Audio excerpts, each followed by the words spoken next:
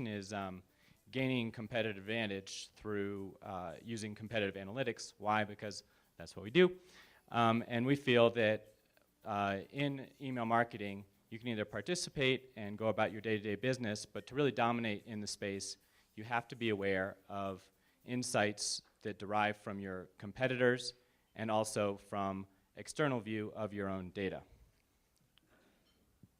So, yeah, good morning, everyone, and I'm proud to see this many faces after last night's shenanigans at breakfast. But anyway, what we do at eDataSource is that what we're looking at is the competitive advantage you get by using a system like ours is that you get a little bit outside of the initial reporting that you have with your ESP and what you have with your internal systems.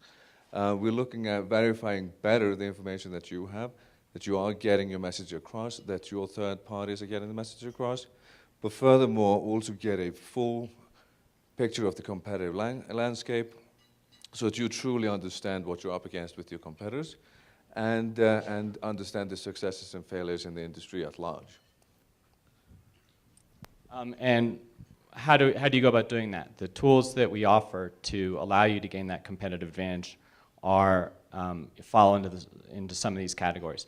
First of all, we pioneered the idea of monitoring email deployments by using a panel. So we have access to 800,000 consumer inboxes, and that gives us information that on your competitors, on your own programs, the service that we started in 2010, and we also currently offer a free version of that through something called Inbox Tracker. The newest tool we have in our arsenal is something we call Delivery Tracker. It monitors your deployments by using a seed list. It's something that competes with Return Path's offering, offered at a much more affordable cost. We also started early in 2005 the idea of building up a database, a comprehensive database of creatives across thousands and thousands of companies. So we have promotional emails spanning back to 2005, covering more than 10,000 companies. Also, more recently, we've used our panel to capture purchase confirmations. So we offer e-commerce competitive intelligence. And actually, one of the handouts you have in front of you is our analysis of Amazon's results for the 3-month period ended in November. And again, the focus on the internal delivery is that, and why we kind of put that towards the top of our offering is that we know that when you send an email, the initial handoff over to the ISPs is something that doesn't really tell you if it's going to get into the inbox or not. And in fact, with the increased personalization of the ISPs, the seed-based monitoring is considered to be about 85% accurate at this point. So that's why we continue to push the intelligence that you can get by really monitoring consumers' action with the message that you send. But the seeds are going to be, and they are a mainstay, and they're going to be there too, which is why we've added that to our repertoire. And also the ability to monitor your third party. So most of you will use affiliates or advertising in email that is sent by a third party, but it's almost been impossible to verify if this information is true. With a system like ours, you can actually see the interaction that consumers have with that, with those pushes, and verify if it's worth it for you. Because if you are using affiliates that are not getting into the inbox, they're not getting the message across, you're probably wasting your money, and you need to know that. So that's on internal efficiency control. The other is strategic monitoring and competitive analysis. So knowing, for example, your competitor's email list size, as we heard yesterday from the Obama campaign, one of the huge factor there was the size of their list, how many people they could send to. Also understanding segmentation strategies, what their offers in creative are for specific segments that they're sending to.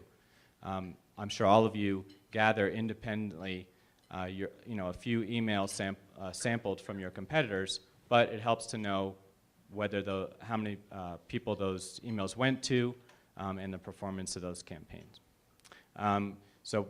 We also monitor social media, and in both areas where you can benchmark your success against the success that your competitors are having. Now, we're going to shift this and go a little bit faster through. I think we're going to run out of time pretty soon, but we're going to touch upon a few things that we do. So inbox tracker, we have a little bit of an image here of how it looks. What we're looking at is you can put, this is a free service, you can put any brand, your own or any competitors or anything that you're interested in pretty much, following about 10, 12,000 brands in there. And what we'll show you is the last 30-day view, what we see as the largest volume campaign, and we set that at an index of 100%, and then we show you indexed view of the size of the campaigns on other dates, with a breakdown of what is spam and what is actually getting into the inbox. The other view there is the basic view of our delivery tracker, which is the seed-based monitoring tool. Most of you that have seen our tool also know about our affiliate tracking through EDS Analyst. So the next is, so that's internal monitoring your own efforts.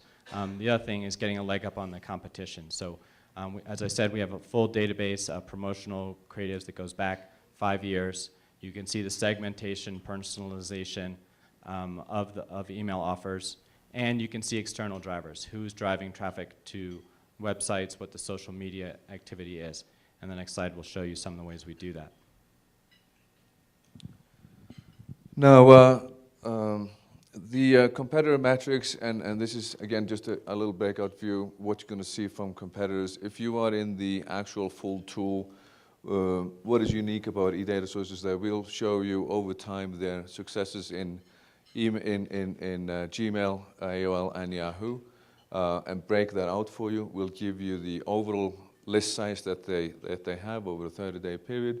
We'll give you the size of each of the deployments that they have, and we will give you things like the size of the deployment, the read rate of the deployment, and the deletion, both open and non-open, of the campaign over the last 7 days. How does that come into play? How does that viewable in our systems? If you look at our flagship product, EDS Analyst, which many of you use, you can basically search for among many criteria. I won't go into them all. Across 10,000 companies, 5 million creatives in the database. And it will show you, of course, the creative subject lines and all kinds of other information, IP address, what have you, very detailed information about all those campaigns that you're not going to get simply by gathering those campaigns in your own inbox. And now to a little bit of the fun stuff. We figured we'd give you a little bit of an example of how people use our tool, and this may be on the kind of sideline of it, but I think it gives you a good insight into what you can really do. Now, if you look at the gifts and remembers industry, you will know that they will pretty much send as many emails as they possibly physically can before Valentine's Day. What that usually means is that inbox delivery, and especially with Gmail, is going to get hampered around that time. But at the same time, they have a significant problem because they need to get into the inboxes before Easter, because there's a lot Mother's Day. I'm sorry, Mother's Day, yeah, and then Easter. Nonetheless, what we noticed ProFlow was starting to do about a year ago is that they started to, their kind of last chance ditch to get into the Gmail inboxes was try to do anything they could to increase activity there. And they seem to be most successful with doing Gmail-specific promotions. So they would go 50% off for Gmail subscribers, 52% off for Gmail subscribers, and so on and so forth. They recovered the fastest of all of the gifts and remembers sector by using this tactic. And in fact, it got picked up actually by some of our staff in blogs, and it started to spread a little bit. Right. So using our system, using that information, one of our clients, Cigars International, who was also having trouble with Gmail inbox placement, took up a similar effort. So what they did, it's hard, you can't see the subject lines, but they basically started targeting offers in the subject line to Gmail users. And they could go from a special discount to saying, approve us or I forget what you do in Gmail to say this is a good sender. Don't mark us as spam.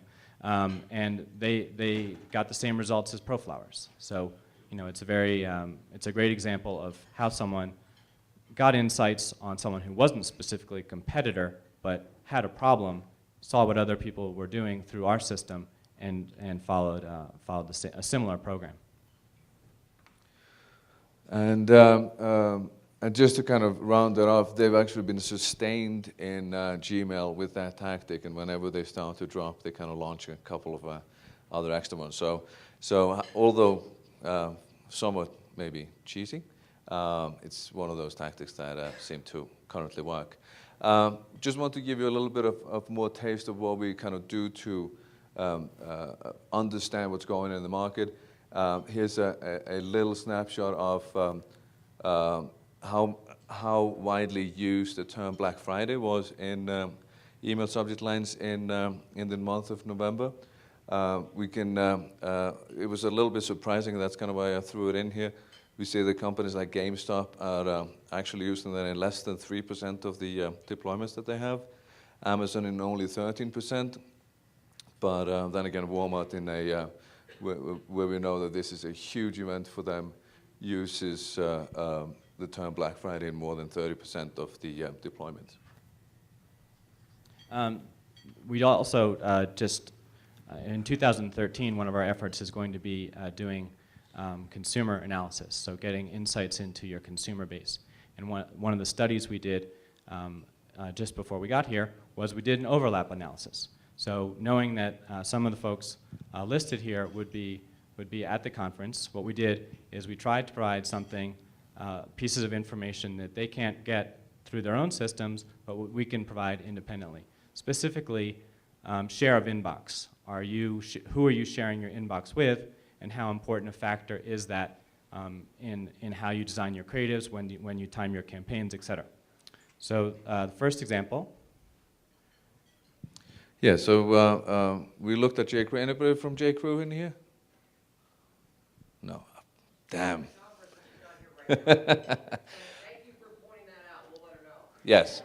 Well, and we actually strategically chose HP and Dell, both of which have left. But nonetheless, what's interesting, a few pieces of interesting data that we saw on J.Crew is that the J.Crew subscriber seems to be very active in subscribing to large department store lists. So we see that Nordstrom is almost 20% of the list, Bloomingdale's, Macy's, Neiman Marcus, 12 to 15%. So these are people that are extremely involved in the clothing segment, and if you're at J.Crew, you really know that you have a huge amount of competition in your email. Other clothing brands are very common in that inbox too, 18% on Gap, and most of the well-known clothing brands are in the teens in there. We also know that there seems to be some bargain hunting. Groupon has 30% of their list.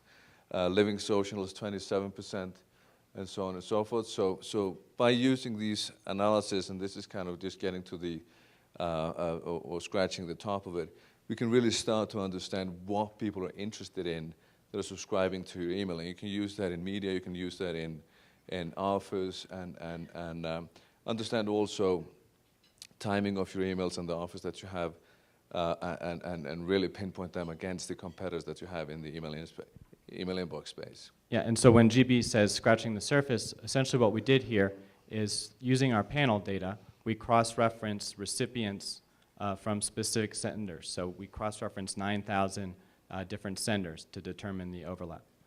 So moving on to the next one, Dell.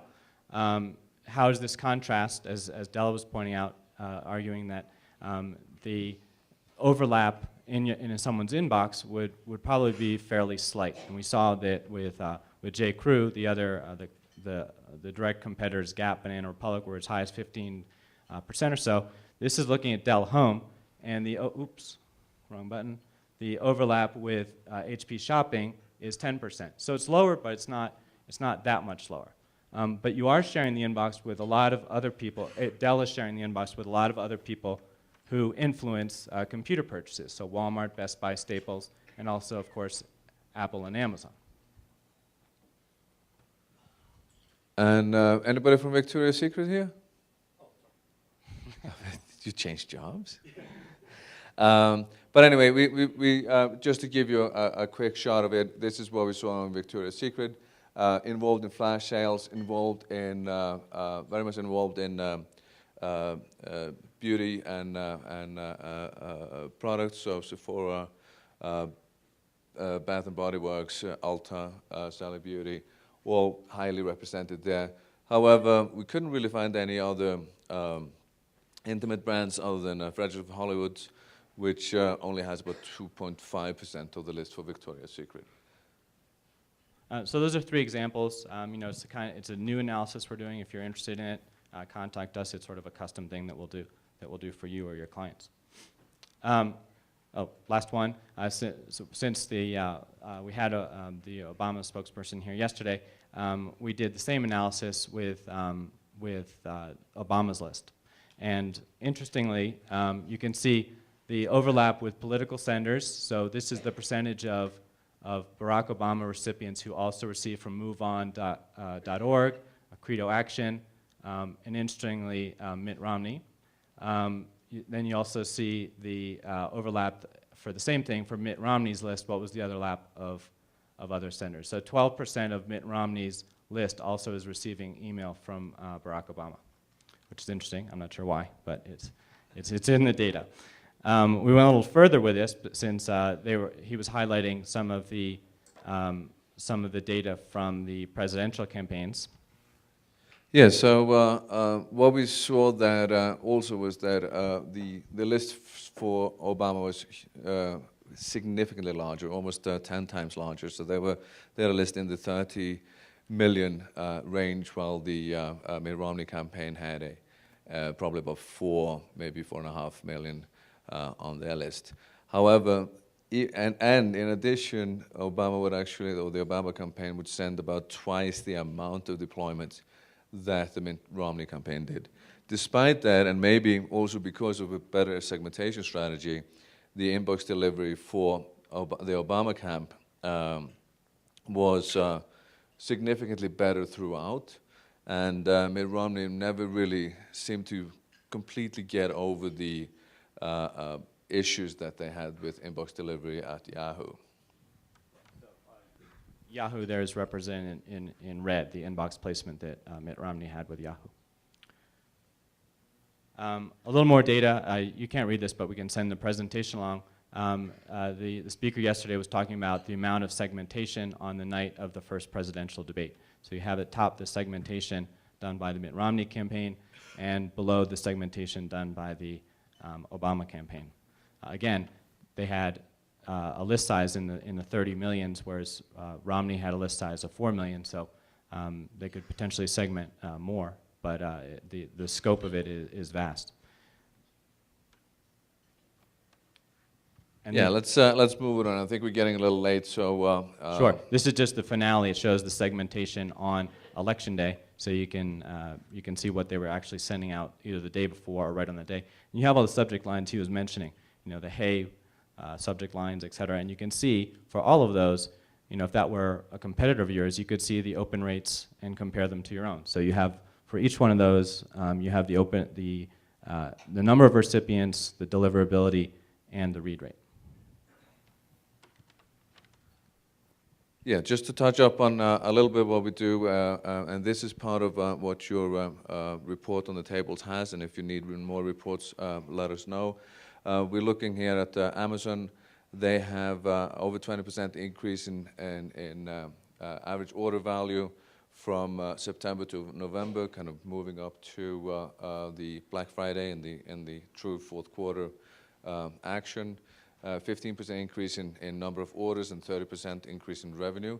So these are the benchmarks that you have in retail to look towards. And if you keep it going. Sure, and that's all part of our new program we have called the e-commerce insights, and so you have the report there on your tables for Amazon. This is also from the e-commerce, but we'll speed through it.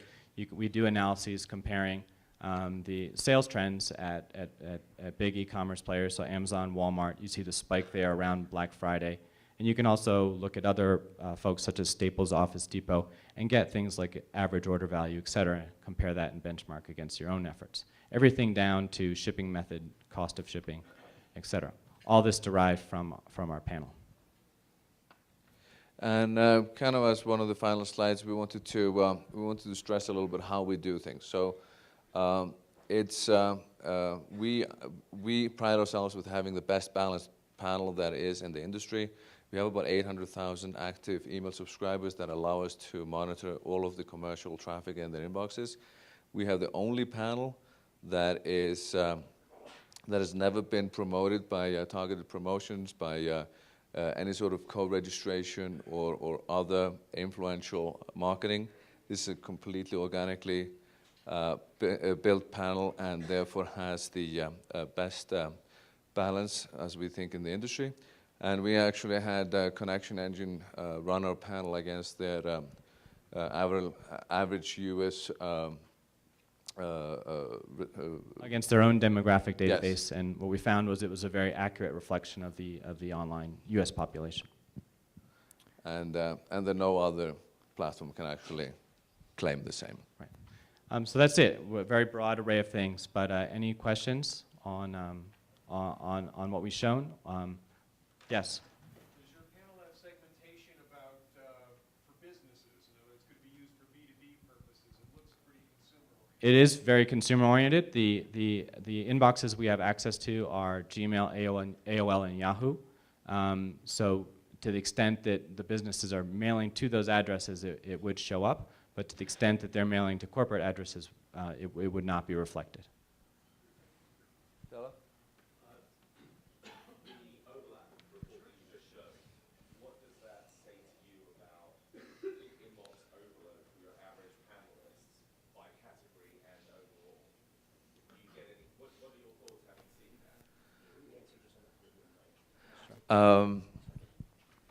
It's fairly subjective, isn't it, the answer to that? So in a sense, we do see a huge amount of emails, commercial emails, coming into every single inbox that we monitor, or at least the average inbox.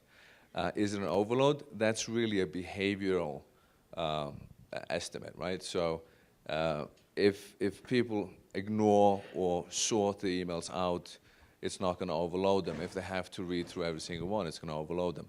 But I don't think the overall behavior is that you read every single email that you get. Therefore, overload is probably not as big of an issue, by my personal opinion, as many think.